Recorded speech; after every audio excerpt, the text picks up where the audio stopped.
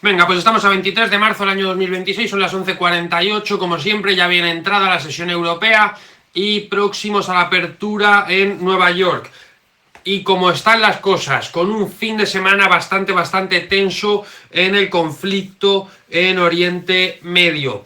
Tenemos también a la apertura, pero ya venían de última hora del viernes, los índices con mucha pinta bajistas. Además ahora lo veremos en el gráfico, pero además el IBEX 35 perdiendo zonas realmente claves. Veremos a ver en qué queda. El petróleo muy alcista durante el fin de semana, acumulando liquidez ahora, lo que puede desatar otra explosión al alza. Veremos a ver en qué queda.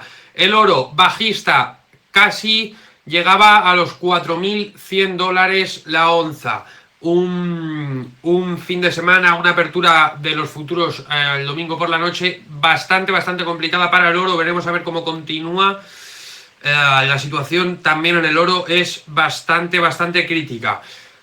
Ahora vamos a ver todos los gráficos, pero en cuanto a indicadores de miedo, tenemos el VIX, el indicador de volatilidad en el índice americano, lo tenemos en 30 puntos, súper alto, por encima de esa resistencia clave de los 25 puntos, pero todavía no ha llegado a los niveles superiores que sí ha llegado en otras circunstancias, lo cual nos deja un escenario de cierta incertidumbre. Pero el bono americano ya en el 4,41 a la apertura de hoy, es decir, por encima de esa resistencia de los 4,30, también nos indica una sensación bastante potente de miedo. El ratio de put y de opciones put y opciones call se mantenía en la zona media, no nos daba ningún dato clave, más allá de que el mercado sigue expresando muchísima incertidumbre. Vamos a ver en qué queda. La CNN, el indicador de miedo, lo teníamos en 10, en miedo extremo.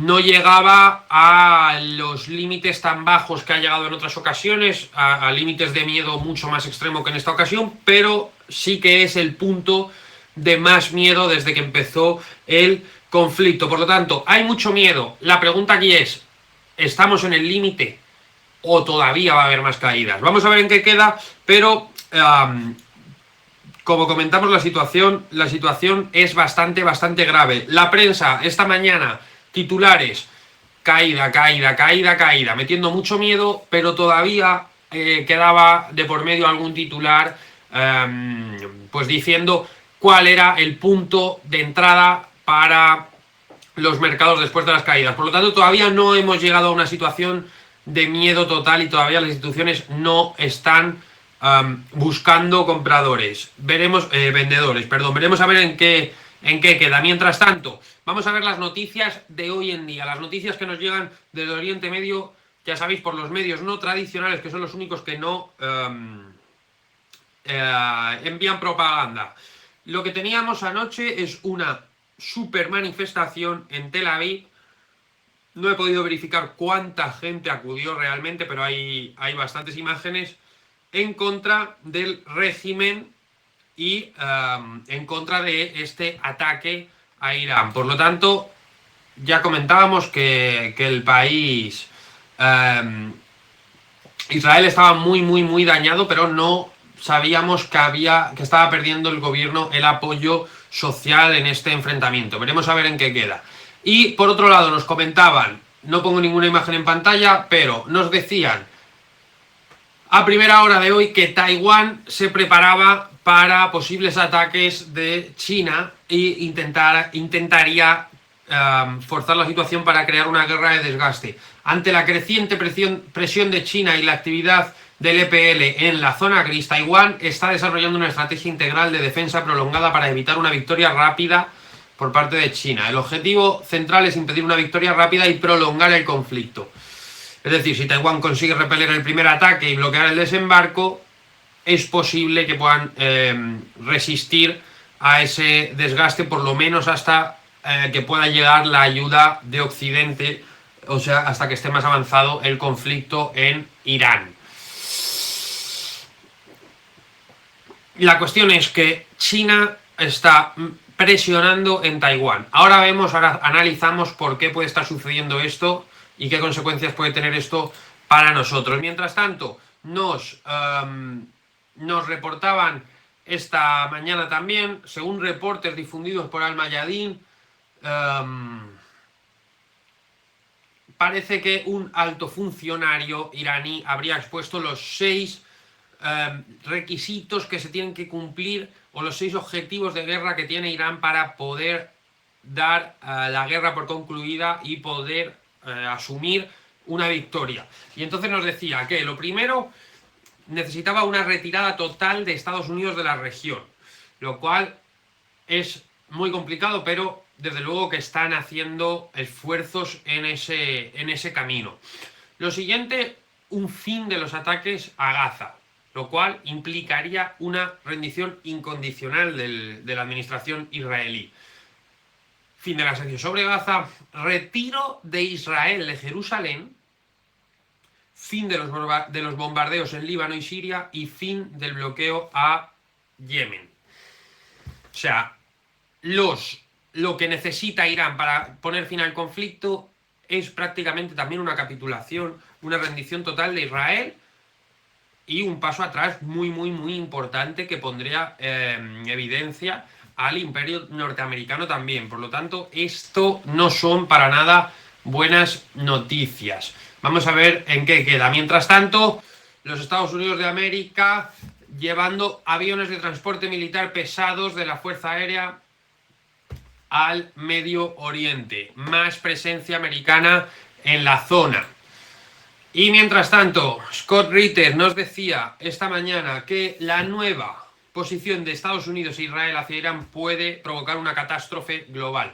Israel y Estados Unidos ahora han comprendido que un cambio de régimen en Irán no es posible. Ya sabéis que la semana pasada, el viernes, comentábamos que una de las posibilidades que veíamos para el desenlace de la guerra, o una de los objetivos que podíamos intuir en Estados Unidos y en Israel, intentando descabezar al régimen iraní, no era tanto acabar con el gobierno, sino colocar en el gobierno a figuras más agresivas, menos moderadas, que pudieran justificar en un futuro próximo una entrada de tropas de infantería terrestre americanas en el terreno. Parece que, como dice Scott Ritter, el gobierno iraní sobrevivirá a este conflicto, como ya sabíamos, pero estoy convencido de que la inteligencia americana y la inteligencia israelí también conocían esto. No creo que haya sido un error de cálculo. Por eso ahora buscan que las autoridades iraníes y todo lo que controlan terminen en la pobreza.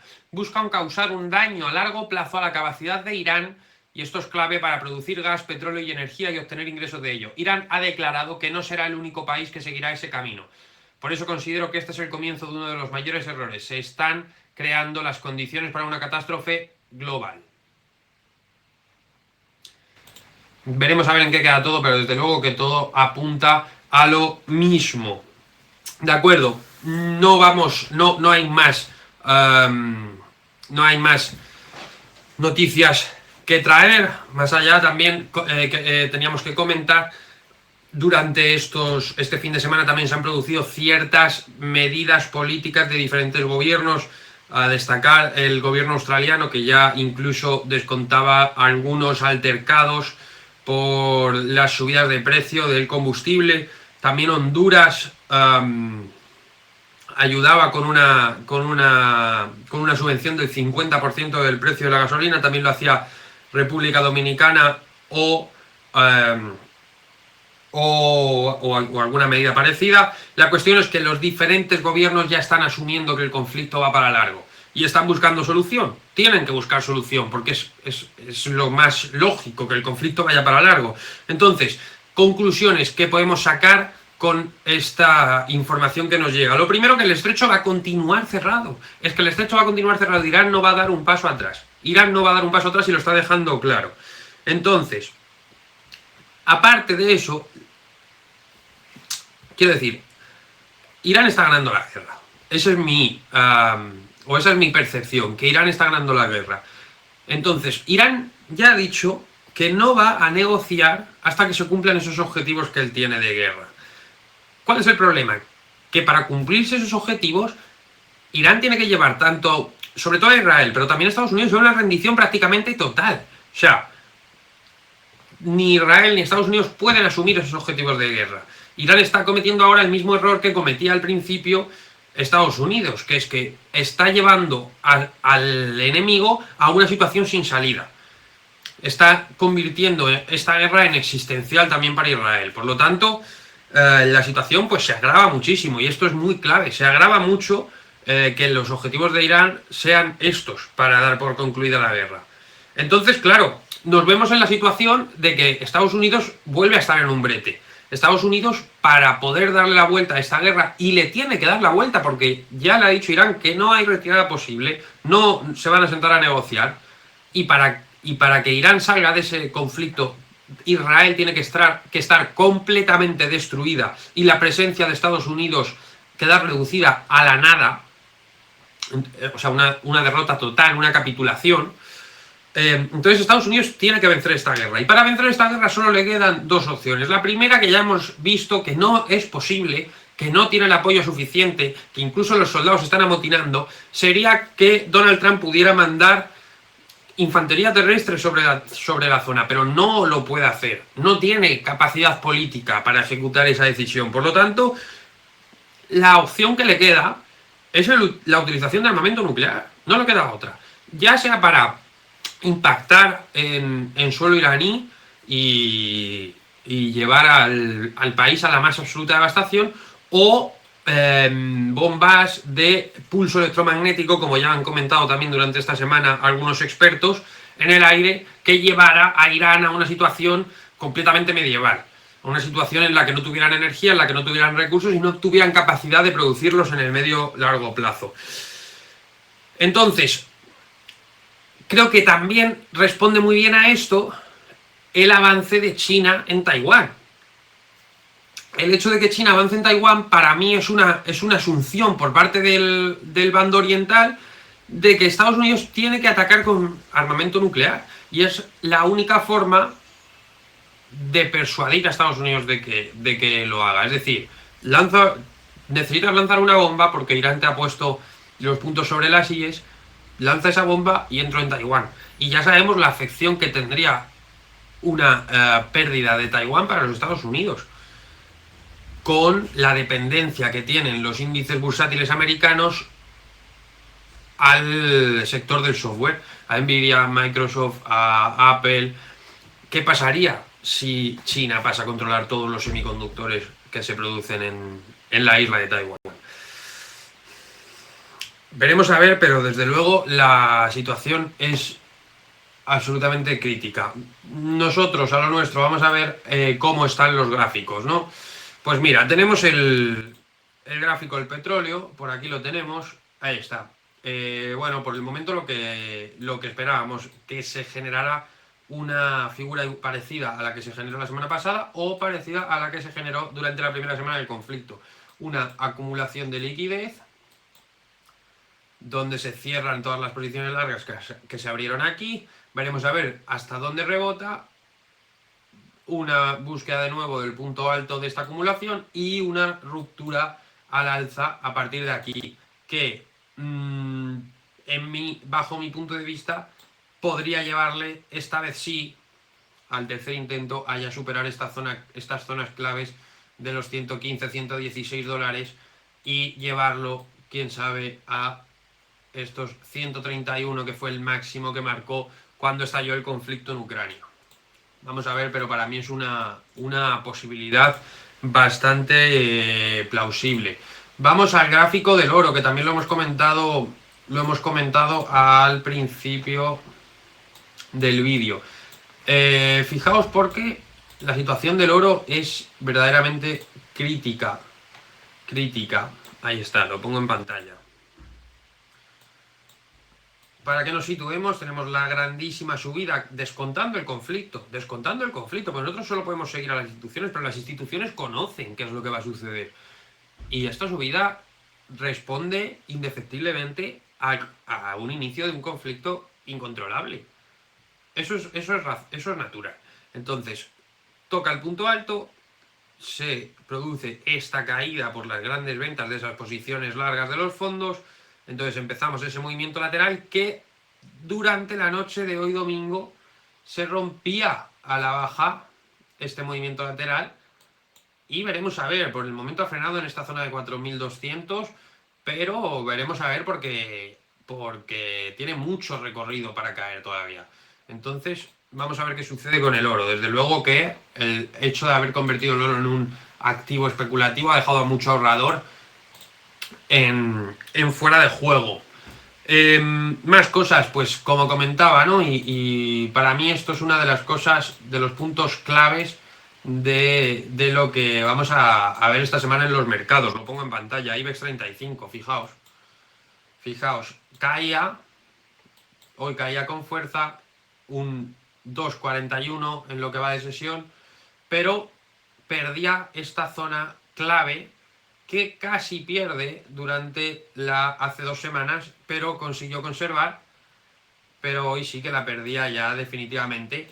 Y veremos a ver a qué nos lleva esto, a qué nos lleva esta pérdida de una zona tan clave para el IBEX 35 y a ver a qué nos lleva en el índice americano, que lo voy a poner también en pantalla porque creo que la situación cabe observarla, ¿no?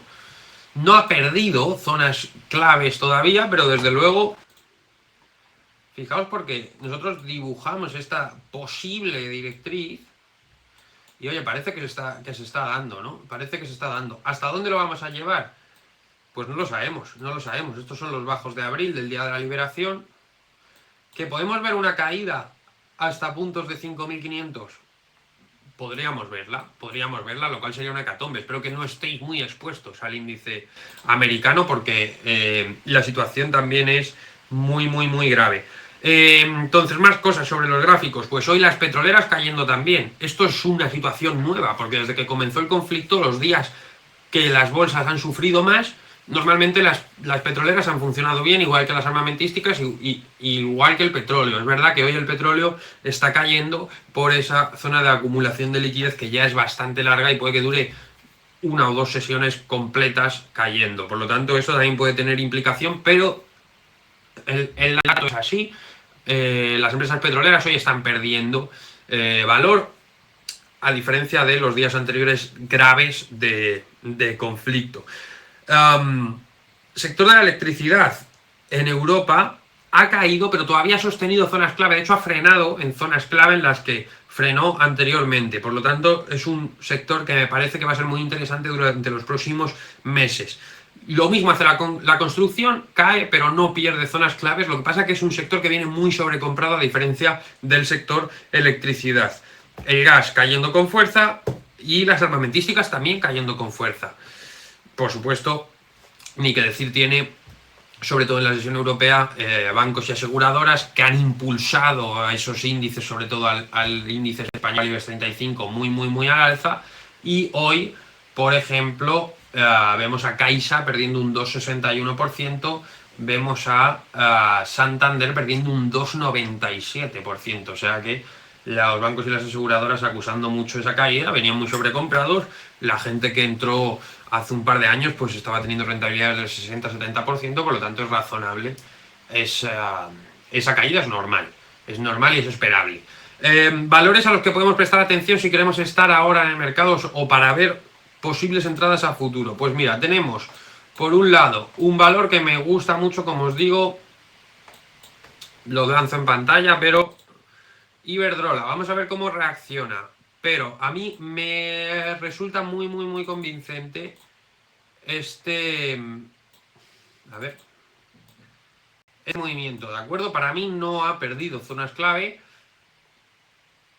Fijaos que hemos comentado antes que a estas alturas el IBEX 35 conservaba efectivamente su zona de valor y lanzaba al alza, pero hoy con el retroceso sí perdía esa zona de valor. Sin embargo, Iberdrola la mantiene y además rebota, parece de forma contundente, no tan contundente como la última vez, pero parece que rebota. Por lo tanto, para mí es un valor interesante. Vamos a ver cómo se desarrolla este rebote, pero para mí es un valor que va a estar alcista durante las próximas semanas. Un valor en el que creo que se puede estar, como siempre, con un stop corto, justo por debajo de esta zona y sin ningún problema, se puede estar. Otro valor en el que se puede estar, que me gusta bastante y que está reaccionando muy bien además al conflicto, tenemos Solaria. Para mí es un valor que ahora mismo tiene mucho interés. Fijaos que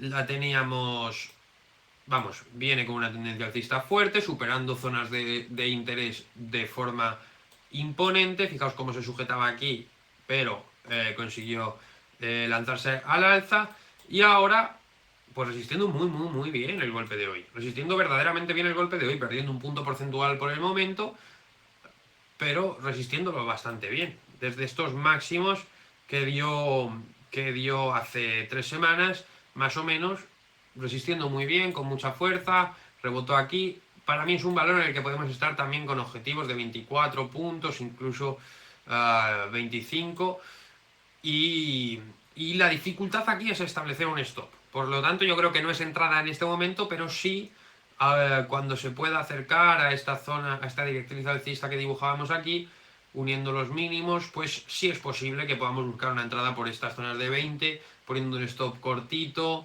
y buscando ese 24. Es un valor que me gusta a futuro, para una entrada próxima. Otro valor que me gusta mucho, y ya con esto acabamos por hoy, Enagas. Enagas me parece que igual ha sostenido muy bien y ha tenido la misma situación que hemos visto en Iberdrola. Fijaos, y lo comentamos de nuevo aquí, además es un sector que no ha tenido grandísimos incrementos durante los últimos años, por lo tanto no han entrado las instituciones aquí para fortalecerlo de cara al conflicto, y lo que tenemos es, fijaos que lo pongo por aquí en pantalla, de nuevo esa caída de los días más duros del conflicto, que lo llevaba hasta esta zona, que es clave porque, ojo, indica el cambio de tendencia en este valor. Esta zona indica el cambio de tendencia en este valor.